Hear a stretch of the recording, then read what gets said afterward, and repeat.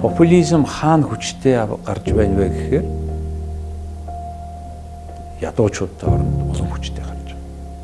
Монгол улсын 3.1 нь ядуу байна, 28% нь ядуу байна. Ядуу байна гэдэг нь нэг айлын нэг хүний ногдож байгаа орлого нь өдрийн $2-оос бага байна. Өдөрт хүн 2000 калори хоол идэж, илчлэгтэй хоол идэж амьд байх ёстой. Эрүүл байх ёстой. Тэр төвшөндөө хоол авч чадахгүй байгаа хүмүүсийг ядуу гэж. Тийм хүн чинь 28% чинь шүү.